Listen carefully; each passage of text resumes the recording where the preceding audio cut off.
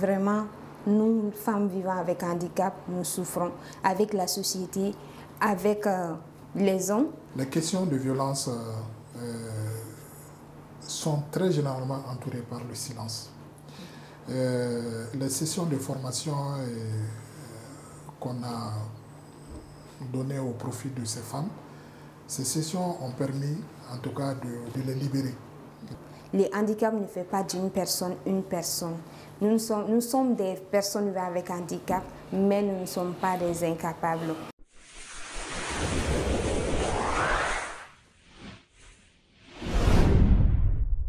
Mesdames et messieurs, bonjour et bienvenue sur kunafoni.com dans Akilinao. Aujourd'hui, nous recevons la FEMA, qui est la Fédération malienne des associations des personnes handicapées. Nous allons parler du projet Handicap et violence basée sur le genre à double vitesse, dont nous avons avec nous le chef de projet, M. Boubacar Sérémé. Bonjour, M. Sérémé. Bonjour. Nous avons aussi la chargée de communication, Mme Mariam Segoré. Bonjour, Mme Segoré. Ok. Donc, nous allons commencer par vous, M. Sérémé. Pouvez-vous nous parler un peu de la FEMA? Merci bien, madame.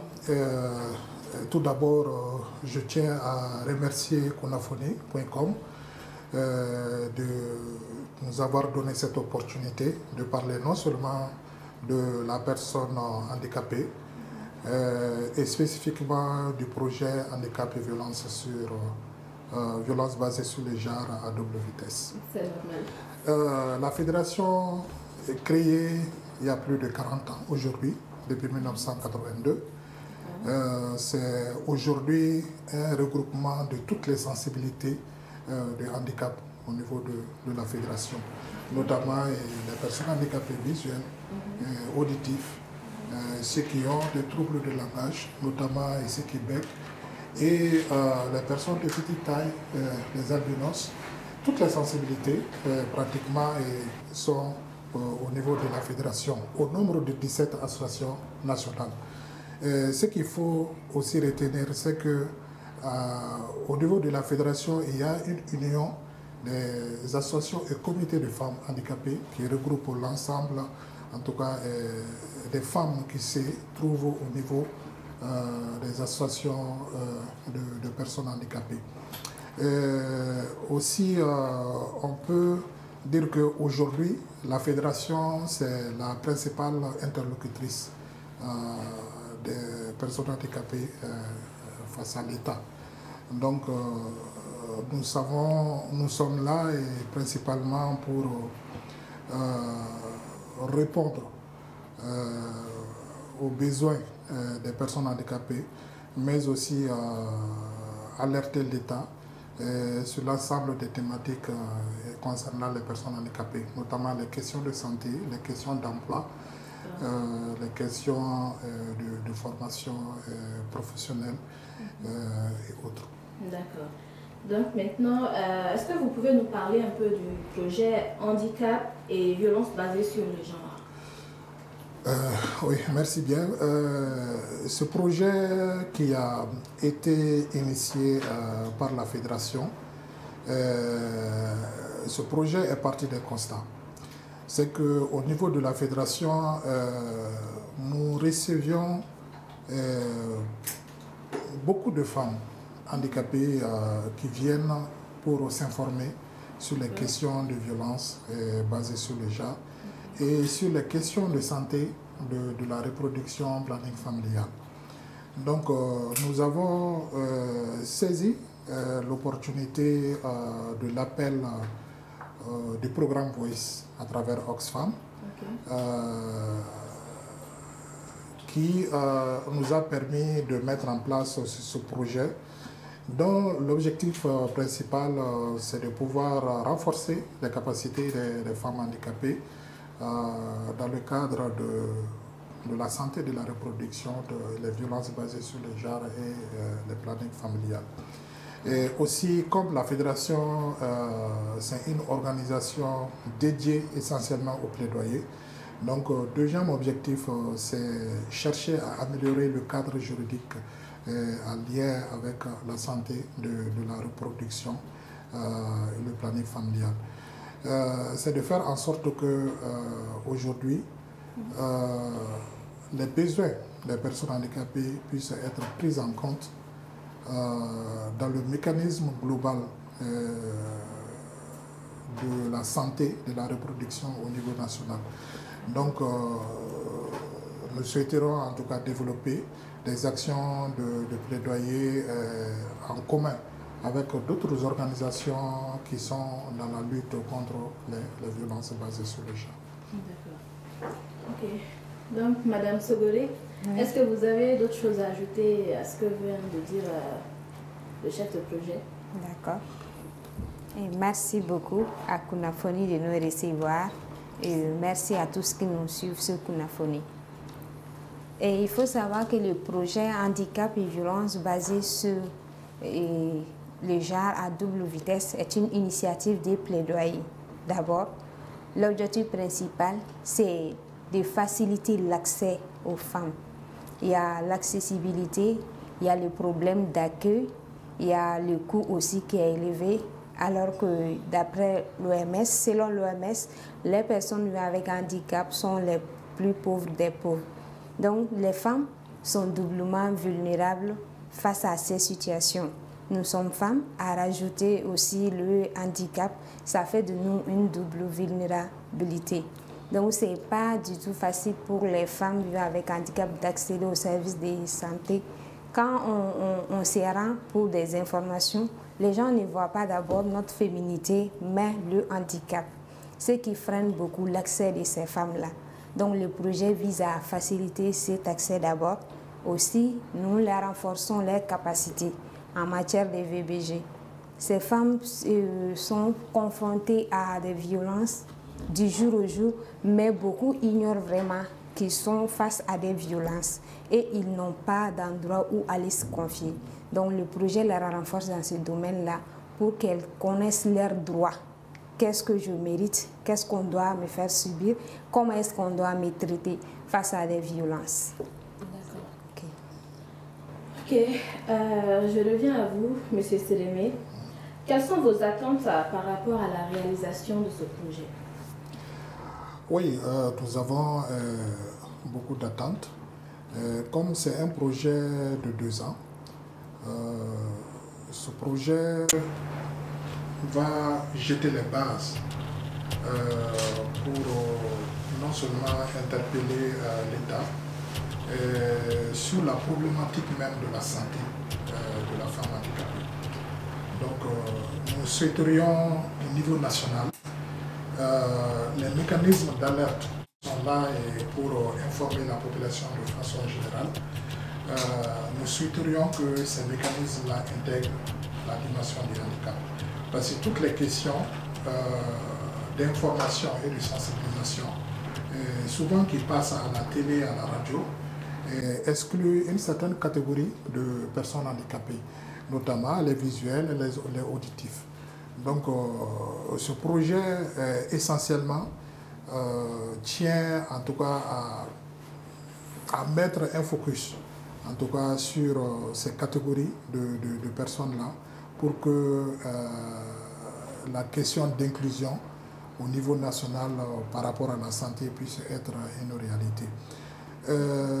Nous souhaiterions aussi que, on sait que la société civile aussi est organisée en fêtière, en coalition.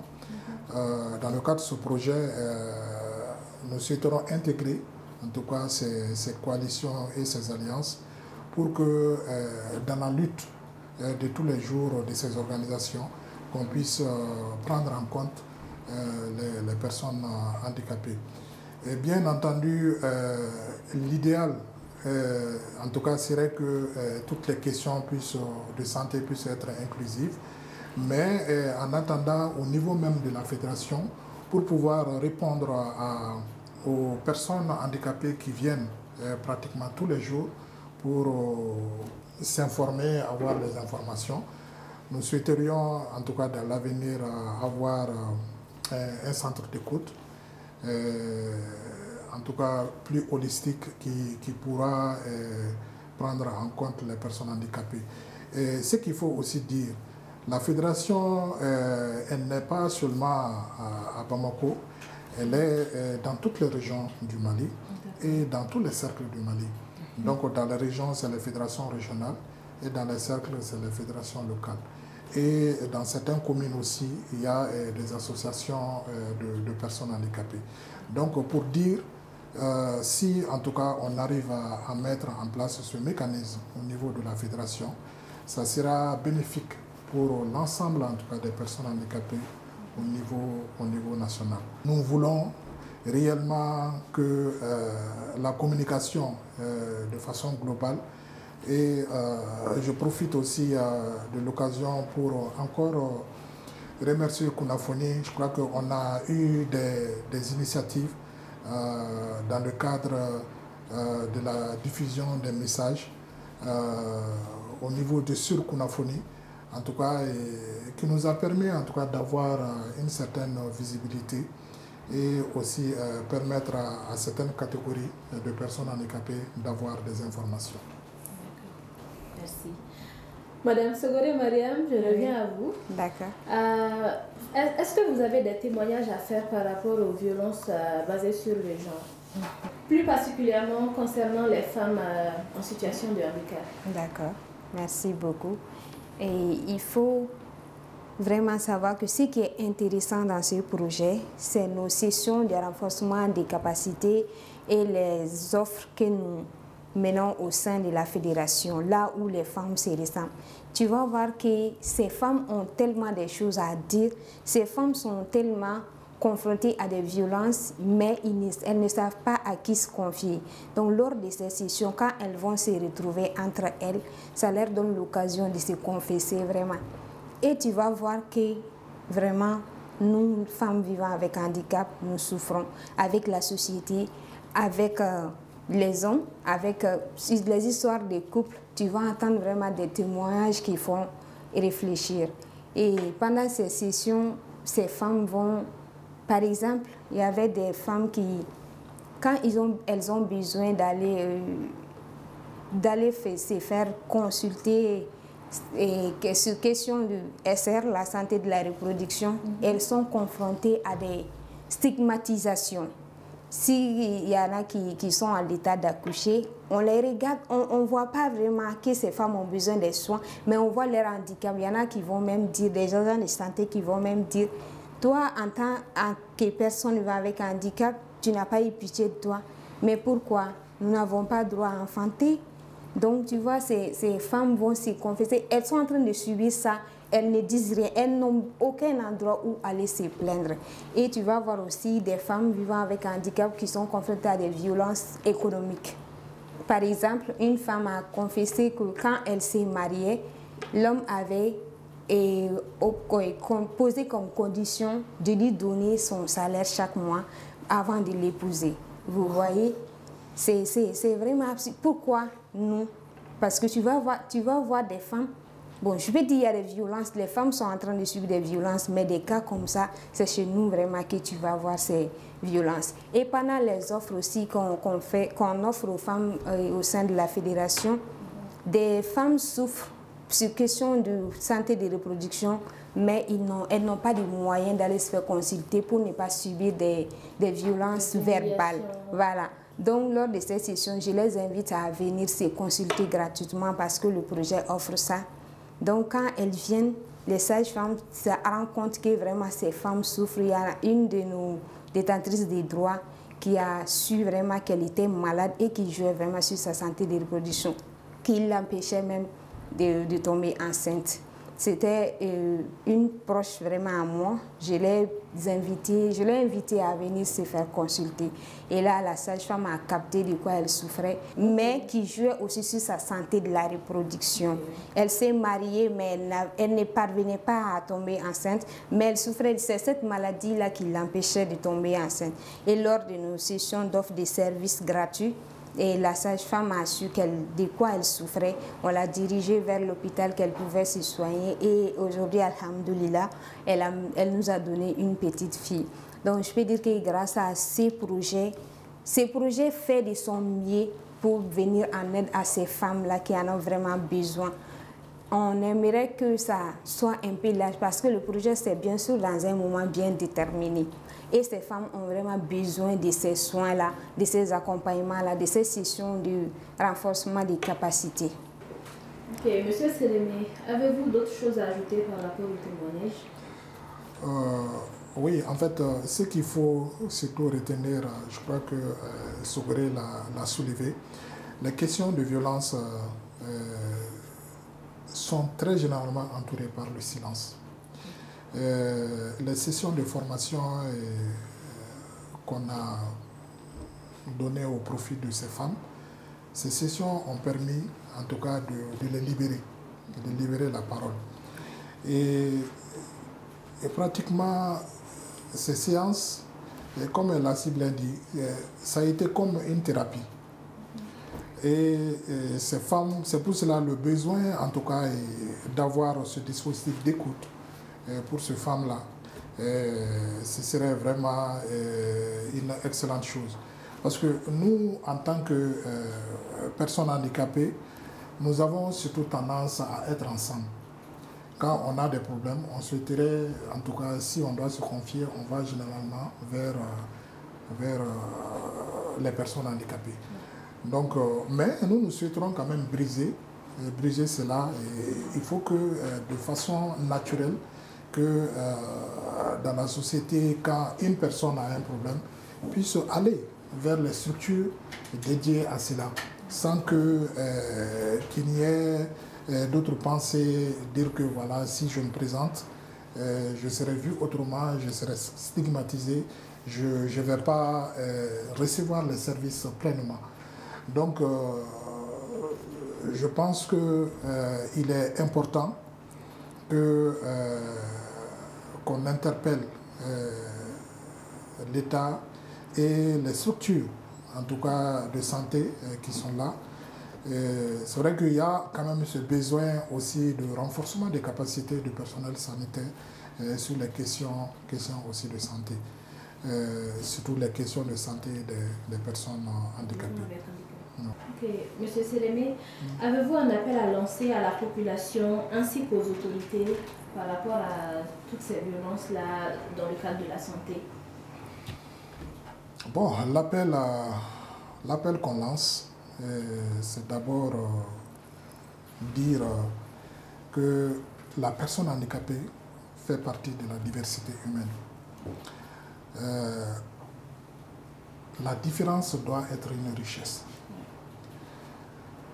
Le regard vers les personnes handicapées doit changer. Absolument. C'est vrai que la fédération a fait beaucoup de sensibilisation. Les lignes sont en train de bouger, mais il y a encore des efforts. Il y a encore des efforts en ce qui concerne les personnes handicapées. Il faut reconnaître que les personnes handicapées, de façon générale, le handicap va avec la pauvreté. Il y a les besoins aujourd'hui sur les questions de santé, spécifiquement des personnes handicapées. Aujourd'hui, le mécanisme même de couverture sociale ou de protection sociale en faveur des personnes handicapées a aujourd'hui besoin d'être amélioré. C'est vrai que l'État a fait beaucoup d'efforts sur les questions de santé, notamment à travers l'AMO, à travers l'ANAM. Mais tous ces mécanismes-là ont vraiment besoin d'être renforcés et avoir un regard particulier sur les personnes handicapées.